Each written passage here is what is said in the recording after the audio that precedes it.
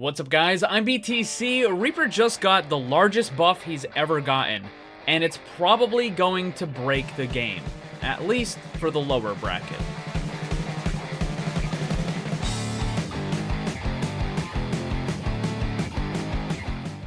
Players complaining about the recent changes in a patch are as inevitable as the sun rising every day. In this case, I think there is going to be a very valid point about these Reaper changes and how they're going to adversely affect the game. Now, as I mentioned in my previous video yesterday, these Reaper changes are probably going to have little to no effect in Master rank and above, and in the pro scene, they're still probably not going to end up running Reaper. It's not really going to have any problem. The issue with these changes is that now Reaper is probably going to be way too powerful for the lower bracket. We're talking Platinum and below. And I've already seen an absolutely massive amount of complaining about how the character is unkillable and how it's too strong and how he can single-handedly win team fights and this and that and all that sort of stuff. Even when you wipe away a lot of those exaggerations, there's still some truth there, and I think it's definitely going to be a problem. The good news is this problem is solvable. In fact, I've already talked about the solution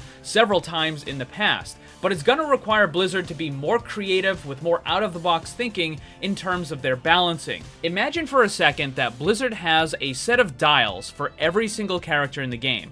And by turning these dials, they can make a character stronger or weaker. Go to the left, it's weaker. Go to the right, it's stronger. And they have a dial for health, for damage, for movement speed, cooldowns, all that sort of stuff.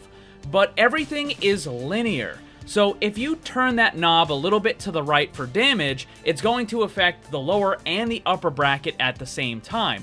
But because of the difference in team coordination, organization, game sense, accuracy of the player, all those sorts of things, it may have a bigger or smaller impact depending on what the rank of the player is, how good they are at the game. I don't think anyone can deny that a player in GM has much better accuracy than a player in Gold. If Blizzard decides to turn the damage knob up for a high accuracy character like Widowmaker, then the upper bracket is going to benefit a lot more because those players have much better accuracy, they're going to land more hits, and because the damage just got increased, they're going to be doing a lot more damage. But for the lower bracket players who don't have as good accuracy, they're still going to be missing quite a few shots, and while they will get extra damage for some of the ones that they do hit, they're not going to get nearly as much of a benefit as that high rank player who's landing hit after hit after hit after hit and getting like a 4 or a 5k. But what happens when Blizzard turns up that damage knob for a character with a low accuracy requirement like Reaper? It disproportionately affects the lower bracket,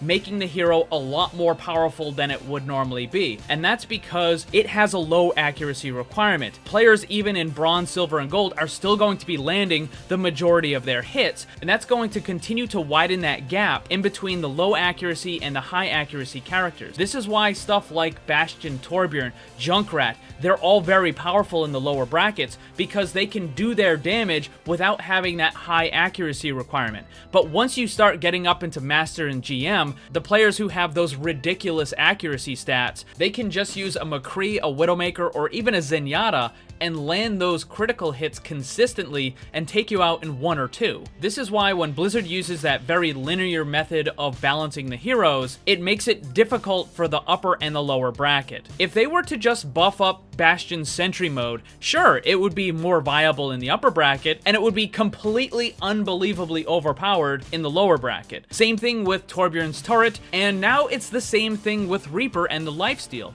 Because he's gaining so much health every single time he lands a hit, for the upper bracket, it's not really that big of a deal because Reaper just never gets close enough in order to do that. But in the lower bracket, where players don't have that near superhuman accuracy, then Reaper is able to run in and get close to the enemies and start doing his damage. You're able to use the Shadow Step kind of near the enemy backline, and they might not have the game sense in order to recognize that something is going on. They might be too tunnel visioned on what's going on in front of them to realize that Reaper is about to drop down and just completely annihilate your backline. So all of that stuff happens in the lower bracket, and it's not really going to happen in the upper, and definitely not in pro.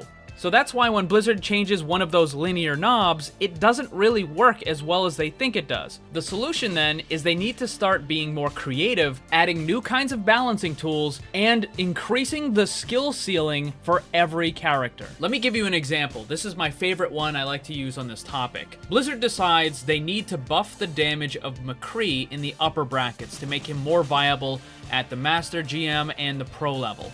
But at the same time, they don't want to make him too strong in the lower bracket. Now, I think the wrong way to do this would be to buff Fan the Hammer, because yes, it'll make McCree more viable and stronger at the upper bracket, but because Fan the Hammer does a ridiculous amount of damage and requires absolutely no aim whatsoever, it's also going to make McCree way too strong in the lower bracket, because now anyone can just run up, right-click, and you pretty much destroy whoever's in front of you. So that's not going to be the solution that you want, because the goal was to make the character stronger in the upper bracket without making him too powerful in the lower. So here's the way that I think it should be done. What they do is they introduce a new passive for the character called Marksman. And what this does is it makes it so that consecutive hits has a slight increase in his damage. It could be 5, it could be 10, whatever it happens to be. I mean, you can test it to balance it. But the point is that the upper bracket and the pro players are going to be significantly more likely to land consecutive hits than a person who's in bronze or silver or gold. So what this does as a net result is that those players with high accuracy in the upper bracket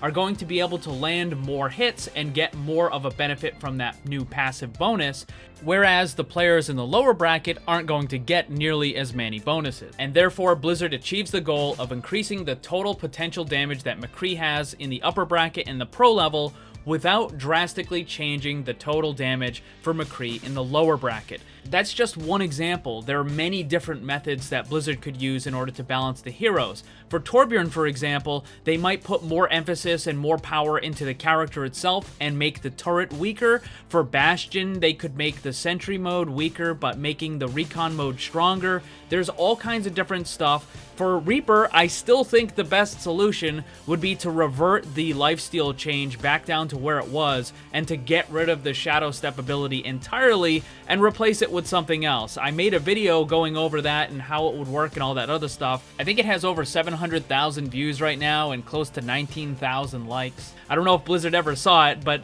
a lot of people liked it and they seem to agree with it, so I think that would definitely be a better method of balancing Reaper. But my point is this: if Blizzard just tries to balance these low skill ceiling characters with those same knobs and just turns the damage up or turns the health up or the lifesteal or whatever, it's going to constantly be this inherently problematic situation where making a character slightly more viable for the upper bracket and the pros is going to have drastic unintended effects in the lower bracket and is just going to make everything bad. If anyone from Blizzard ever ends up actually watching this, maybe you guys just need someone with a fresh perspective, a new set of eyes to look at the problems. I would be more than happy to help. I'll do it for free, or even minimum wage if you have to pay me something. It's not a big deal. And I'm not just talking hero balance either. The medal system, in-game HUD, player review system, the weapon skins, hero concepts, all kinds of stuff. I got pretty good ideas, just saying. But what do you guys think? What are some good, out-of-the-box, creative methods of balancing the characters that you can come up with? Let me know down below. Thanks for watching, and if you'd like to see more, subscribe and hit that bell so you don't miss anything. Also, come hang out in my Discord server and my Twitch live stream. Special thanks to my Patreon supporters. If you'd like to see what kind of cool VIP rewards you can get, check the links down below. And remember, always blame the controller, because it's never your fault.